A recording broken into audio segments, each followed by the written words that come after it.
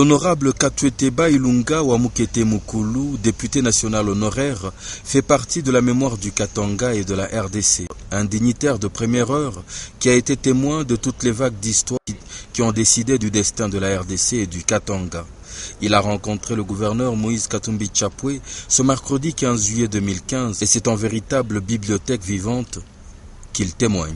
Je suis venu expressément voir le gouverneur de province, Moïse Katumbi Chapwe, parce que en ma qualité d'ancien député national, je crois être parmi les témoins privilégiés de l'évolution de la vie dans notre pays, dans ce sens que moi j'ai fait la politique depuis les années 59. Et qu'est-ce que j'ai retenu finalement lorsque l'AFDEL arrive? C'était la fin de la dictature, mais également un grand message que moi personnellement j'ai retenu, c'était ce message, je dirais, cette recommandation de M. Laurent Désiré Kabila qui disait « Mes frères congolais, prenez-vous en charge ». Et fort heureusement, au jour d'aujourd'hui, si je suis venu jusqu'ici, c'est parce que exactement j'ai cru découvrir que dans ce message, il y a une personne qui s'est identifiée nettement. Il s'agit du gouverneur Moïse Katumbi Chapwe, qui en fait s'est mis à réaliser ce rêve de M. Laurent Désiré Kabila. Prenez-vous en charge. Prenez-vous en charge, pour moi, signifiait faire renaître l'esprit d'amour, l'amour de son prochain, l'amour de sa patrie, l'amour de sa province, pour pouvoir enfin se mettre au service de la nation, au service de la population. Moïse Katumbi Chapwe a su le faire, et ça, je pense que je ne serai pas contredit. Tout le monde le voit. Il est celui qui a tenté pour le mieux de réaliser cette recommandation de M. Laurent Désiré Kabila. Prenez-vous en charge.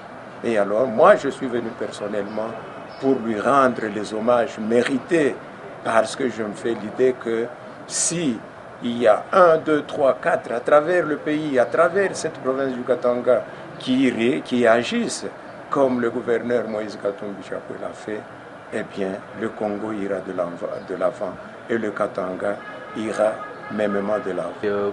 Pour finir, on va prendre un peu de votre temps. Vous êtes également, ce qu'on sache, un ancien de la GECAMIN vers les années 70. En ce moment-là, quelques souvenirs de Moïse Katumbi ou de sa famille? Vous savez, moi, je suis à la GECAMIN depuis 1969 et j'ai fait concomitamment la carrière politique avec ma profession à la GECAMIN. Je connaissais plutôt sa famille. Nous, on considérait que c'était la famille des gens bien assis. Je n'ai pas d'autre terme que celui-là pour ne pas vexer certains esprits, mais c'était une famille bien assise. J'ai évolué avec son grand frère, Katebe. Et dès les années 70, c'est Katebe, Raphaël, qu'on appelait Katebe Katoto, qui était le premier fournisseur de tous les produits alimentaires, notamment le poisson, à la GECAMIN. Et ils avaient des camions frigorifiques. Ils avaient tout. Et la GECAMIN qui distribuait, disons gratuitement, la ration à ses travailleurs, ne pouvait compter que sur les KTB. Ils ont commencé le transport. Je ne m'abuse pas. Ils étaient, je crois, au pays ici. Moi, les Congolais dont on a parlé du point de vue aisance financière, eh bien, il y avait les Bembassa Olona du côté de Kinshasa. Mais au Katanga, personne ne pouvait rivaliser avec le KTB, le grand frère de Moïse. Donc pour moi, déjà à cette époque-là, ce sont des personnes que nous regardions avec beaucoup de respect. Mais avoir leurs allures, que ce soit Katebe Katoto ou que ce soit les membres de leur famille, bon, c'était des gens extrêmement simples.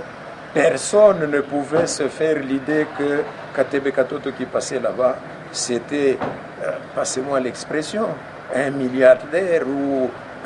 eh bien, il était simple comme tout le monde.